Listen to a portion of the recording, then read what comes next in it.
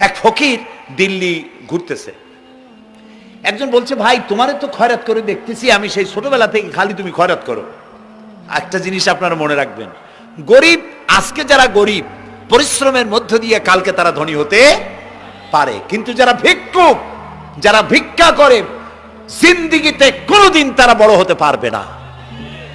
ভিক্ষা করা যাদের অভ্যাস, জীবনেও বাড়ি করতে পারবে না, জীবনেও ধনী হইতে পারবে না, কিন্তু গরিব ধনী হইতে পারবে। কারণ হলো আল্লাহর কাছে দুইটা বৈধ জিনিস অত্যন্ত ঘৃণিত। কয়টা?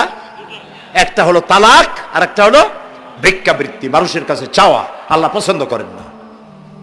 তো ভিক্ষুক ঘুরতেছে, একটা লোক বলল, মিয়া তোমার তো সারা জীবনই খরচ করতে দেখি। খরচ করবো না, করবো কি? যার কাছে যাই সে দেয় 4 আনা 2 আনা 1 টাকা, এর বেশি তো দেয় না, তেদি আমি কেমনে বড় লোক হবো? কয় যে তুমি বাদশারের চোখে দেখো না, বাদশারের চোখে দেখো না। কয় বাদশার কাছে কি আমার মতো লোক যাইতে পারে নাকি? কল না, যাইতে হবে, যাও। বাদশাহ একবার যাবা, এমন দেওয়া দেবে জীবনে আর তোমার খয়রাত করা লাগবে না। পাতি শিয়ালের পিছনে ঘুরে তো লাভ নাই, পাতি শিয়ালে খায় মুরগি, তোমার একটা ঠ্যাং দেবে, দাঁতের খেলালের কাজ হবে না। বাঘের পিছনে ঘোরো, বাঘে খায় গরু আর হরিণ, একটা রান দিলে তুমি 1 সপ্তাহ খাইতে পারবে। তো বলছে বাদশার কাছে যাও। তো বাদশারে পাবো কই? কই তো দেখলাম কেবল মসজিদে ঢুকলো। তারপরে ফকির গিয়ে দাঁড়ায় আছে বারান্দায়, দেখে যে উনি বাদশা ভেতরে বসে হাত তুলে আছে ভাবে, আর চোখ দিয়ে পানি পড়ে দাড়ি ভিজে ভিজে পড়তেছে। নামাজ শেষ করে, মোনাজাত শেষ করে বাদশা বেরিয়েছেন। কোন বাদশা? শাহজাহান। বাইরে আসার পর ফকির বলল, আসসালামু আলাইকুম বলে ফকির রওনা করছে।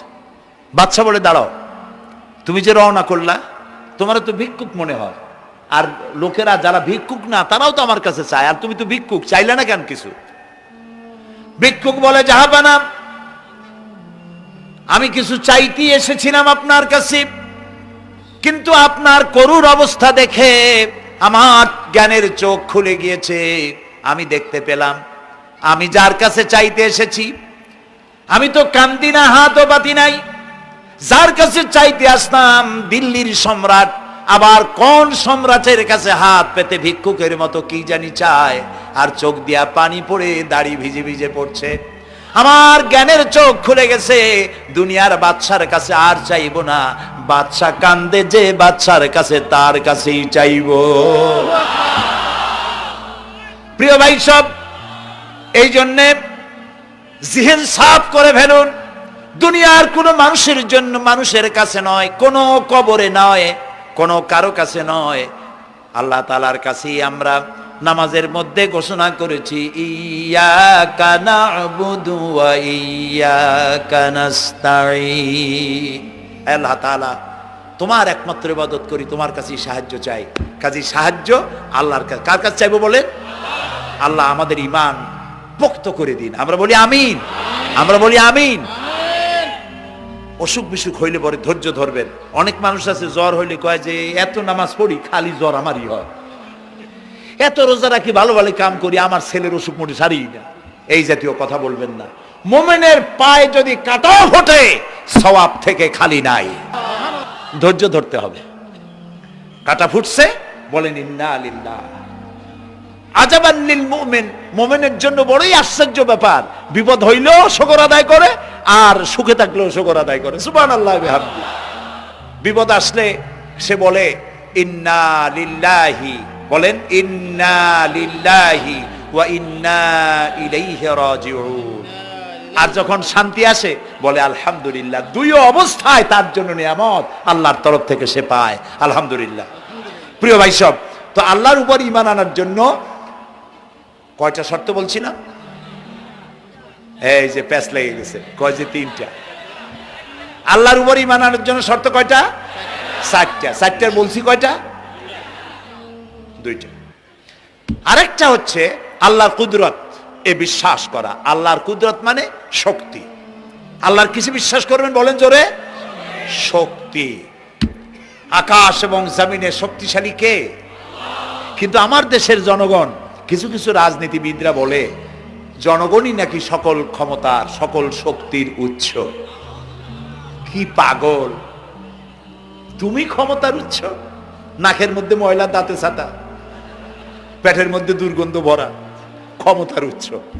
আশ্চর্য কথা, এই যে ক্ষমতার উৎস, হাজার হাজার লোক এখানে বসা, দুইটা ভাউয়া ব্যাংক যদি দুই কোণা দিয়ে ঢোকে, ভাউয়া ব্যাংক চেনেন? বিগ সাইজের ব্যাংক, দুইটা যদি দুই দিক দিয়ে ঢোকে লাফাইতে লাফাইতে, সামনে যারা আছে এমনি লাফাবে। অন্তত টঙ্গী তামিরুল মিল্লাত মাদ্রাসা ছাড়াইয়া তারপরে ফিরে তাকায় বলবে, ভাই আমরা দৌড়াই কেন? ব্যাংকের সামনে অসহায়, বল্লা ভীমরুলের সামনে অসহায়, সাপের সামনে বিচ্ছুর সামনে অসহায়, তারা কয় সকল ক্ষমতার উৎস জনগণ। কপাল পোড়া, ক্ষমতার উৎস জনগণ নয়। এটা কোরআনের সাথে কন্ট্রাডিকশন হয় এ কথায়। আল্লাহ বলেছেন আন্নাল কুওয়াতা লিল্লাহি জামিয়া, সকল ক্ষমতার উৎস কে? চিল্লায় বলো ক্ষমতা কি দেখছেন? মাত্র 1.5 মিনিট। কয় মিনিট? মাত্র 1.5 মিনিট। আল্লাহ বলেছেন কোন? সাথে সাথে তামিলনাড়ু, মালয়েশিয়া, ইন্দোনেশিয়া, থাইল্যান্ড, মালদ্বীপ, শ্রীলঙ্কা, 2 লক্ষ লোক শেষ, 1 লক্ষের খোঁজ নাই। সমুদ্রের পানি 33 ফিট উঁচু হয়ে এসছে। সুবহানাল্লাহ কই দিচ্ছে করে না? বিজ্ঞানীরা বলেছেন ভারত মহাসাগরের তলদেশে ফাটল ধরেছে, ওর কয়েক কিলোমিটার নিচে ভূমিকম্পের উৎপত্তি হয়েছে। ভারত মহাসাগরের পানি 3 হাত না 4 হাত, কত কিলোমিটার আল্লাহ জানে। এই কয়েক কিলোমিটার নিচে যে মাটি, সেই মাটিরও কয়েক কিলোমিটার নিচে ভূমিকম্পের উৎপত্তি। এখান থেকে ভূমির কম্পন হয়েছে, সেই ভূমিকম্পে সমস্ত মহাসাগরের মধ্যে, ভারত মহাসাগরের মধ্যে জলকম্পন শুরু হয়েছে। পানির কম্পন, মাটির কম্পন একসাথে, 4 তলা পরিমাণ উঁচু হয়ে পানি চলে আসছে।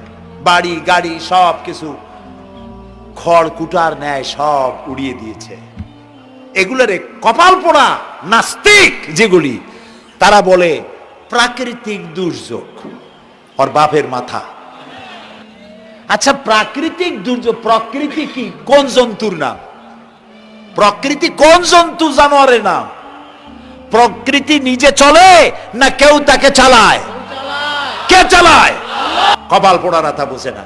বিশ্ববিদ্যালয়ের শিক্ষক হয়েছে তো, আল্লাহ দিয়ে আসি কোথায়? তবে সব খারাপ না, ভালো আছে আলহামদুলিল্লাহ। কিছু আছে কপাল পোড়া, বিশেষ করে শান্তিনিকেতনে যারা পড়াশোনা করে আসে, সাহিত্য চর্চা করে, এই সাহিত্য চর্চা করতে করতে এক পর্যায়ে কপাল পুড়ে যায়, আল্লাহরে চিনতে পারে না। সব চেনে, আল্লাহরে চেনে না। আল্লাহ এখন চিনাইতেছে ভালো করিয়া। প্রিয় ভাই সব, কওমে আদ, কওমে সামুদ, এগুলিকে আল্লাহ তারা ধ্বংস করেছেন। কিয়ামতের আগে এই যে 7টা আকাশ, এই আকাশ সম্পর্কে অবিশ্বাসীরা তারা বলেছে আকাশ বলতে কিছুই নেই, এটা নাকি অনেক দূরে, তাই নীলা নীলে দেখা যায়। কি কপাল পোড়া চিন্তা করেন, নীলা নীলা দেখা যায়। এই আকাশ মহাশূন্য। এই আকাশগুলিকে, আকাশ কয়টা? কয়টা স্তর? 7টা। এগুলি কাতাইয়ে সিজিল্লিল কুতুব। কোরআনে কারিমে আল্লাহ তাআলা বলেছেন কিতাবের পৃষ্ঠার মতো কিয়ামতের আগে একটার পর একটা ঠাস ঠাস করে পড়বে, ভেঙে চুরে চুরমার হয়ে যাবে। ওয়াইদাল বিহারু ফুজ্জিরাত, আল্লাহ তাআলা বলছেন ইদাস সামাউ ফাতারাত ওয়াইদাল কাওয়াকিবু ইনতাসারাত ওয়াইদাল বিহারু ফুজ্জিরাত। আকাশের তারকাসমূহ বিক্ষিপ্ত হয়ে পড়বে। অসংখ্য তারকারাজি, বিশাল বিশাল তারকা বিক্ষিপ্ত হয়ে পড়বে। চন্দ্র সূর্য একটার সাথে আরেকটা ধাক্কা লেগে চাঁদ আর সূর্য আলো হারিয়ে ফেলবে, একাকার হয়ে যাবে। পাহাড়গুলো উঁচু করে আল্লাহ তাআলা জমিনের উপরে আছাড় মারবেন, কালিহিনিল মানফুস, তুলার মতো উড়ে চলে যাবে। সুবহানাল্লাহ বলবা না? কত বড় শক্তি আল্লাহ পাকের। ওয়াইদাল বিহারু ফুজ্জিরাত, সমুদ্র সমূহ বিদীর্ণ হয়ে যাবে। সমুদ্রে যত পানি আছে সমস্ত পানিগুলি নিঃশোষিত হয়ে যাবে মাটির তলায়, এবং সেখানে অগ্নুৎপত্তি হবে। কোরআনে কারিমে আল্লাহ বলে দিয়েছেন গোটা সমুদ্রগুলিতে আগুন জ্বলতে থাকবে। এগুলি কিয়ামতের আলামত। আল্লাহ পাকের অফুরন্ত মেহেরবানি। এই যে কানের কাছ দিয়া গুলিটা চলে গেছে, কানে লাগে নাই, বাড়ির কাছ থেকে কিয়ামত হয়ে গেল, বাংলাদেশে আল্লাহ বাঁচাই দিলেন। সুবহানাল্লাহ বলো, আলহামদুলিল্লাহ বলেন। আমাদের প্রতিবেশী দেশগুলিতে যেভাবে আঘাত লাগছে, ওর 1000 ভাগের 1 ভাগের আঘাত কয়েক সেকেন্ড যদি বাংলাদেশে হতো, আমাদের সব অপরিকল্পিত শহর, রাজুক পারমিশন দিয়েছে 3 তলার, করা হয়েছে 7 তলা। এইভাবে অপরিকল্পিত যত বিল্ডিং আছে এগুলি পচা সিমেন্ট দিয়ে, পচা ইট দিয়ে তৈরি করা হয়েছে। 2-3 সেকেন্ডের ভূমিকম্প যথেষ্ট এই শহর লন্ডভন্ড করে দেওয়ার। অসংখ্য মানুষ মারা যাবে, অসংখ্য বাড়ি ঘর শেষ হয়ে যাবে। এদেরকে রেস্কিউ করার মতো মডার্ন ইকুইপমেন্টসও গভর্নমেন্টের কাছে নাই। এই জন্য আল্লাহর কাছে সেজদা দিয়া গুনার তওবা করতে হবে, আল্লাহ আমাদের মাফ করে দাও, আমার এই গরিব দেশটাকে কিয়ামত পর্যন্ত এই গজব থেকে বাঁচাও। প্রিয় ভাই সব, আল্লাহ তাআলার ক্ষমতার ওয়াজ আমি আজ করতে পারবো না, অনেক লম্বা হয়ে যাবে, কারণ আমাকে 3টা পুঁজির কথা তো কমসে কম বলতেই হবে, অল্প করে হলেও। শুনবেন তো? আল্লাহ তৌফিক দিক, বলেন আমিন। আল্লাহ তাআলার ক্ষমতায় বিশ্বাস করা, তার প্রচন্ড ক্ষমতা, যা খুশি তাই বলেন করতে পারেন। মরাকে জিন্দাকে মারতে পারেন, মরুভূমিতে ফুল ফুটাতে পারেন। সুবহানাল্লাহ, যা খুশি তাই করতে পারেন। এই শক্তি সহকারে আল্লাহকে বিশ্বাস করতে হবে। 4র্থ নম্বরে, আল্লাহর হুকুম এবং হাকাম, আদেশ নিষেধ। আমি আল্লাহরে বিশ্বাস করি, এই কথার কোনো দাম নাই যদি তার আদেশ না মানি। এই কথার কোনো দাম নাই যদি তার নিষেধকে আমি আমার জীবনে প্রত্যাহার না করে চলতে পারি। মুসলমান বলে দাবি করার কোনো মূল্য নেই। একদিকে নামাজ পড়ি, আর একদিকে ওজনে কম দেয়, খাদ্যে ভেজাল দেয়, বেপরদা করি, মিথ্যা কথা বলা হয়, ওজনে কম দেয়, খাদ্যে ভেজাল দেয়, জমিনের আইল ঠালে আমানতের খেয়ানত করে, আল্লাহর হুকুম মানা হলো না, রসুলের আদেশ মানা হলো না। আল্লাহর উপর ঈমান আনার জন্য 4র্থ শর্ত হচ্ছে, আল্লাহ যা বলেছেন মাথা নত করে মেনে নিতে হবে, বলতে হবে সামি'না ওয়া আতা'না। বলেন সামি'না ওয়া আতা'না, শুনলাম আর মেনে নিলাম। বলেন তো জোরে, শুনলাম আর মেনে নিলাম। সুবহানাল্লাহ বলেন। মুমিনেরা এই প্রশ্নই করবে না মদ হারাম কেন, মুমিনেরা এই প্রশ্নই করবে না জুয়া হারাম কেন। একটাই জবাব, মদ হারাম কেন? আল্লাহ হারাম করেছেন তাই হারাম। জিনা হারাম কেন? আমার আল্লাহ হারাম করেছেন তাই হারাম। জুয়া হারাম কেন? আমার আল্লাহ হারাম করেছেন তাই হারাম। কোন যুক্তি নাই। যুক্তির, আল্লাহর নিষিদ্ধ জিনিসে যুক্তি তালাশ করে কেবলমাত্র শয়তান। আল্লাহর আদেশ নিষেধের যুক্তি তালাশ করে কে? শয়তান। মুমিনের কাজ হলো সামি'না, বলেন, ওয়া আতা'না, শুনলাম আর মানলাম, বাস, শেষ কথা, খালাস। এই গেল 4টি শর্ত পুরো হয়ে গেল। এই 4টি শর্ত যদি পূরণ করতে পারি, তাহলে আল্লাহরে বিশ্বাস করছি এটা প্রমাণিত হবে, এটা জাস্টিফাই হবে, এটা সত্যতা প্রমাণ হবে যদি আল্লাহর হুকুম মতো। 1 নম্বরে হলো, আমি আবার কথাটা প্যাকেট করে দিই যাতে করে আপনারা বাড়ি নিয়ে যাইতে পারেন। আল্লাহর উপরে ঈমান এনেছি, এই কথাটাকে কমপ্লিট করার জন্য শর্ত কয়টা? 4টা। 1 নম্বরে আল্লাহর অস্তিত্বে বিশ্বাস, বলেন আল্লাহর অস্তিত্বে বিশ্বাস। 2 নম্বরে আল্লাহর গুণাবলীতে বিশ্বাস। 3 নম্বরে আল্লাহর ক্ষমতায় বিশ্বাস। 4 নম্বরে আল্লাহর আদেশ এবং নিষেধে বিশ্বাস, মান্য করে চলা। আল্লাহ যেন এই তৌফিক আমাদের দেয়, বলেন আমিন। আল্লাহ রাব্বুল আলামিন দুনিয়ায় শান্তি, আখিরাতে জাহান্নাম থেকে মুক্তি দেওয়ার জন্য আল্লাহ পাক আমাদেরকে একটা ব্যবসার কথা বলেছেন। ওই ব্যবসায় পুঁজি কয়টা? বলেন। 3টা পুঁজি। বলছি কয়টা? দেখেন যে কেমনি প্যাঁচ লাগে। বলছি মাত্র একটা, সে একটা ডাল বাইর করছি 4টা। এবার আসেন মূল পয়েন্টে। এবার দ্বিতীয় পয়েন্ট, রসুলের প্রতি ঈমান। আমরা তো রসুলের প্রতি ঈমান আনছি কিনা বলেন? রসুলের প্রতি ঈমান এনেছি। আমাদের এই ঈমান যথেষ্ট নয়, কারণ আমাদের ঈমান হলো রবিউল আউয়াল মাসে ঈমান তাজা হয়, ঠিক না? ঠিক না? রবিউল আউয়াল মাস যখন আসি, ব্যানার টানাই, শামিয়ানা টানাই, রাস্তাগুলিতে ফ্ল্যাগ লাগাই আর আলোক সজ্জা করি। মন্ত্রীরা আসেন, নেতারা আসেন, সিরাতুন নবী মাহফিলে দাঁড়ায় বলেন নবীর আদর্শ অনুসরণ করা ছাড়া উপায় নাই। অথচ ওনার পা থেকে শুরু করে মাথা পর্যন্ত নবীর আদর্শ নাই। আবার এই নেতা রামকৃষ্ণ মিশনে, রামকৃষ্ণ পরমহংসদেব তার মঞ্চে গিয়ে বলেন রামকৃষ্ণের নীতির ছাড়া বিকল্প কিছুই নেই। আবার গৌতম বুদ্ধের জন্মবার্ষিকী উদযাপনের জন্য সেখানে গিয়ে বলেন গৌতম বুদ্ধের অহিংস নীতি অনুসরণ করা ছাড়া জাতির যোগীনাথ হওয়ার আর কোনো পথ নাই। যেখানে যায় সেই জায়গার গুলি ধরে। রবিউল আউয়াল মাস আসতে পারে, আলোকসজ্জা করে ইয়া নবী সালামু আলাইকা, ইয়া রাসূল সালামু আলাইকা। এরপরে গরম গরম জিলাপি রাসূলুল্লাহকে বুঝায় দেওয়া হলো, হে রাসূল আপনি তাকিয়ে দেখেন কত মহব্বত আপনারে করি, আপনার মহব্বতের জন্য আমাদের শহরের কোন মিষ্টির দোকানে আর মিষ্টি নাই, সব আমরা খাইয়া শেষ করছি। এই হলো মহব্বত। এই মহব্বতে এই ইমানে কাজ হবে না। এই ইমানে বলেন কাজ হবে না। কোন ইমানে কাজ হবে? রাসূলের প্রতি ইমানের অর্থ কি? এর অর্থ হচ্ছে নবী করিম সাল্লাল্লাহু আলাইহি ওয়াসাল্লাম আমাদের রাসূল, আমাদের নেতা। আমাদের রাসূল আমাদের নেতা, আমরা তার উম্মত, তার অনুসারী। অনুসারীর কাজ কি? নেতার পূর্ণাঙ্গ অনুসরণ করণ। রাসূলুল্লাহর আনুগত্য করতে হবে, এটা কে বলেছেন? আল্লাহ রাব্বুল আলামিন সূরা আলে ইমরানের মধ্যে বলেছেন কুল ইন কুনতুম তুহিব্বুনাল্লাহ ফাত্তাবিউনি ইউহিব্বুকুমুল্লাহ ওয়া ইয়াগফির লাকুম যুনুবাকুম আল্লাহু গফুরুর রহিম।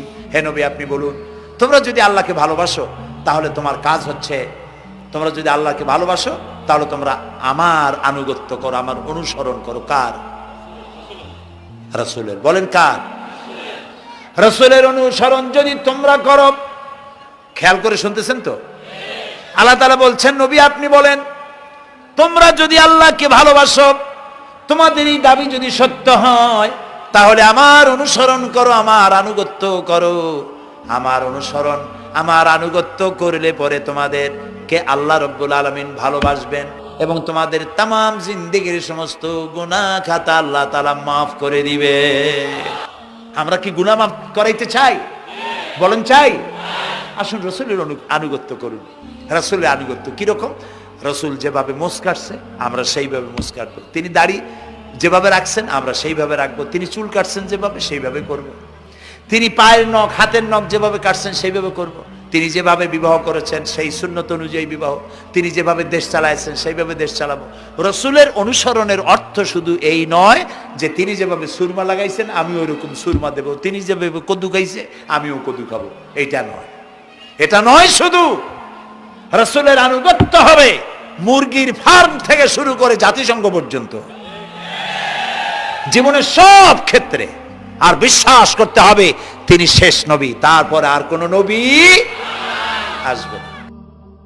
আল্লাহ রাব্বুল আলামিন সূরা আহজাবের মধ্যে বলেছেন মা কানা মুহাম্মাদুন আবা আহাদিম মির রিজালিকুম ওয়ালাকির রাসূলুল্লাহি ওয়া খাতামান নাবিয়্যিন।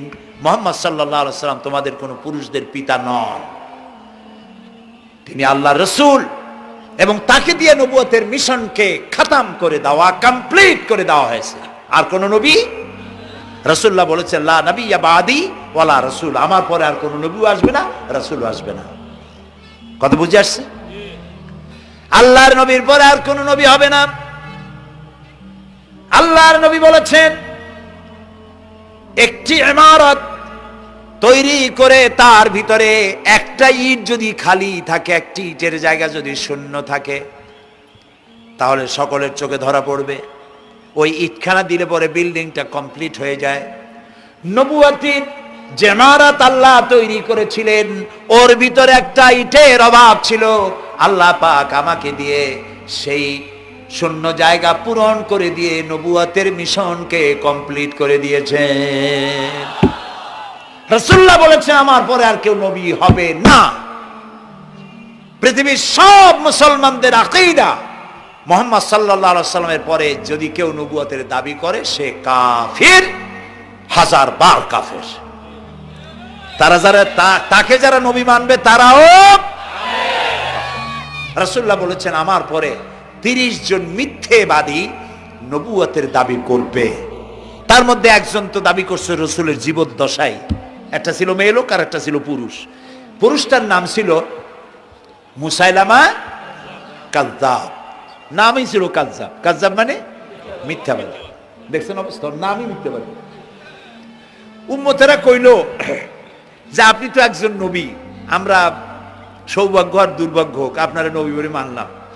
মুহাম্মদ সাল্লাল্লাহু আলাইহি সাল্লামের কাছে প্রায় জিবরাইল আসে আর ওহী আনে, আর আপনি আমাদের কোনো ওহী দিতে পারলেন না পর্যন্ত। কয় যে কেবল না নবী হইলাম, অপেক্ষা করো, ওহী আসবে না। বেশ কিছুদিন যাওয়ার পর খুব চিন্তা ভাবনা করে কয় যে ওহী একটা আসছে। উম্মতেরা সব দৌড়ে আসছে, কি ওহী? কয় যে এইমাত্র শেষ রাত্রে জিবরাইল আসছিল, আইসে আমারে কয়ে গেল একটা সূরা নাজিল করলো। সূরাটা কি? ইন্না আতাইনাকাল আকাক ফাসাল্লি লিরাব্বিকা ওয়াজআক ইন্না শানিয়াকা হুয়াল আবলাক। উম্মতেরা কয় সর্বনাশ, এই সূরা পড়তে গেলে তো আমরা কাইসা মরে যাব। এর অর্থ তো খুব বিকায়দা। এ কি সূরা নাজিল হলো আপনার উপরে? ইন্না আতাইনাকাল আকাক মানে আমি তোমাকে হুতুম পেশা দান করেছি, সুতরাং তুমি তোমার প্রভুর উদ্দেশ্যে নামাজ পড়ো আর চিৎকার মারো, কারণ তোমার শত্রুরা সাদা এবং কালো বর্ণের। আমরা তো আগামাথা কিছু বুঝলাম না, কি হই? আচ্ছা ঠিক আছে, পয়গম্বর মুহাম্মদ সাল্লাল্লাহু আলাইহি সাল্লামকে তার উম্মতেরা নিয়ে যায় তাদের বাগানে, মাঝে মধ্যে নিয়ে যায়। নিলে পরে যে কুয়ায় পানি থাকে না, শূন্য কুয়া পানিতে ভরে যায়। যে গাছতলা দিয়ে তিনি হেঁটে যান, যে খেজুর গাছে খেজুর নাই সেই গাছতলা দিয়ে রাসূল হেঁটে গেলেন, গাছে ফল ধরে যায়। আপনি তো এরকম কিছু দেখাইতে পারেন না। কয় তোমরা তো আমার নেও না, চলো না যাই। নিয়ে গেছে, যাইয়া দেখে যে কুয়ার পাড় দিয়ে যায়, যে কুয়ায় পানি থাকে তা থাকে না, শুকায় যায়। যে গাছ তলায় দিয়ে যায় ওই গাছে খোরমা থাকলে সাথে সাথে খড়গুড়ি ঝরে যায়। উম্মতের কয় কি একটা কপাল পড়া নবী পাইলাম বাকি। আল্লাহ তারে শেষ করছে দুনিয়া থেকে, জাহান্নামে চলে গেছে। সেই মহিলাটাও গেছে, সেও গেছে। রাসূলুল্লাহ বলেছেন এইরকম 30 জন মিথ্যাবাদী নবুয়তের দাবি করবে কিয়ামতের আগ পর্যন্ত। গোলাম আহমদ কাদিয়ানী, এ হলো ইতিহাসে আমরা যদ্দ পাই তার পর্যন্ত 28 জন হয়েছে। মুহাম্মদ সাল্লাল্লাহু আলাইহি সাল্লামের ইন্তেকালের পর ওকে নিয়ে হয়েছে 28 জন। কয়জন হইল? বাকি আছে কয়জন? তাই বলে কিয়ামত যে এই 2 জন হইলি আগামী বছর বা 5-6 বছরের মধ্যে কিয়ামত হবে ওইটা চিন্তা করেন না। এই পৃথিবীতে একটা লোক আল্লাহ শব্দ উচ্চারণ করার যদি থাকে কিয়ামত সে পর্যন্ত হবে না। সুতরাং বহুত দেরি আছে কিয়ামতে। তবে ওর মতো আরো শয়তান 2 জন আসবে। গোলাম আহমদ কাদিয়ানী বলল আমি পয়গম্বর, আমি নবী, আমার উপরে ওহী আসে। তো তার সঙ্গে ওই যুগের বড় আলেম মাওলানা আতাউল্লাহ শাহ বুখারী রহমতুল্লাহ আলাইহি তিনি বললেন, আচ্ছা তুমি যে নবুয়তের দাবি করো এই শক্তি তুমি পাও কই? কয় যে আমার শক্তি তো কোরআন, কোরআনের মধ্যেই আছে আমার কথা। কোথায়? কয় সূরা সফের মধ্যে আছে, ইয়াতি মিন বাদি ইসমুহু আহমদ। ঈসা আলাইহিস সালাম আমার ব্যাপারে ফোরকাস্ট করেছেন, ভবিষ্যৎবাণী দিয়েছেন যে আমার পরে একজন আসবে তার নাম হবে আহমদ, আমি তো সেই আহমদ।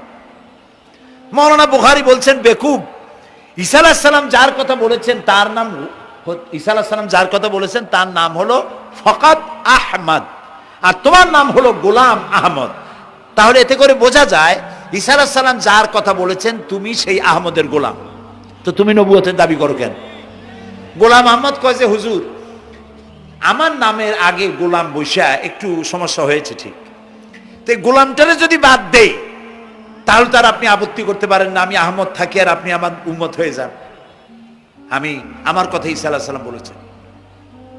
মাওলানা বুখারী বলছেন দেখো তোমার ফতোয়া অনুযায়ী তুমি বলছো নামের প্রথম অংশ বাদ দিয়া শেষের অংশ নিয়ে তোমার উপর ঈমান আনতে, তাহলে আমার নাম আতা আল্লাহ, তোমার ফতোয়া অনুযায়ী আমার নামের প্রথম অংশ বাদ দিলাম, আতা গেছে, থাকছে আল্লাহ।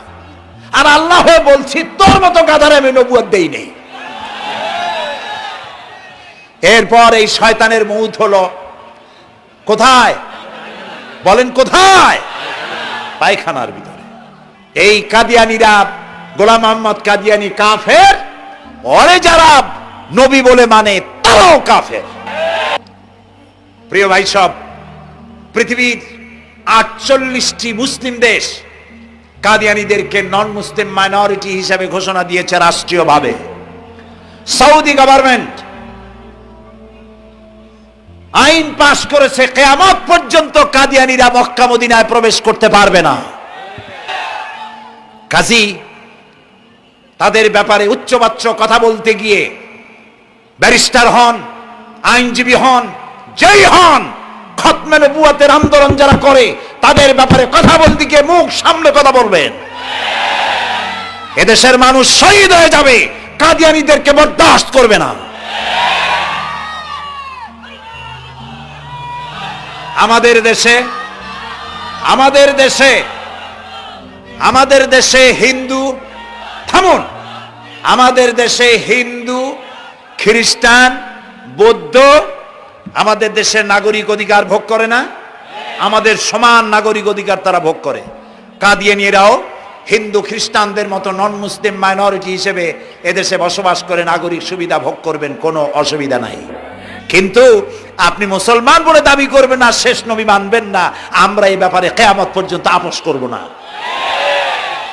কেবলমাত্র মূর্খ, দালাল, হারামখোর তারাই কাদিয়ানীদের পক্ষ অবলম্বন করতে পারে, ইমানদারেরা পারে না।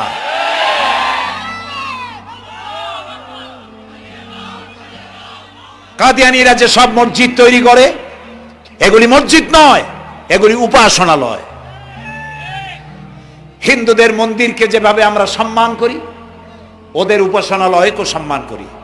কিন্তু কাদিয়ানীরা যতদিন মুসলমান নামের পরিচয় দিতে থাকবেন, আমরা আমাদের অধিকার আদায়ের জন্য সুশৃঙ্খল ভাবে গণতান্ত্রিক পদ্ধতিতে আমরা এই অধিকার আদায়ের চেষ্টা করব। খতম নবুয়তের আন্দোলন কোনো রাজনৈতিক আন্দোলন নয়, এটি আমাদের ইমানের আন্দোলন। যারা আন্দোলন করতেছেন তারা আমাদের ফরজে কিফায়ার দায়িত্ব পালন করছেন। প্রিয় ভাই সব, রাসূলের প্রতি ঈমান আনতে হলে এরকম ঈমান আনতে হবে, তারপরে আর কোন নবী আসবে না। তারপরে কথা হলো তাকে অনুসরণ করতে হবে পায়ের নখকাটা থেকে শুরু করে মাথার চুল পর্যন্ত, জীবনের সব ক্ষেত্রে রাসূলের অনুসরণ করতে হবে।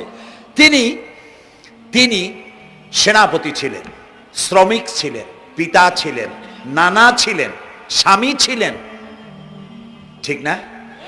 তিনি রাষ্ট্রপ্রধানও ছিলেন। প্রিয় ভাই সব, এই যে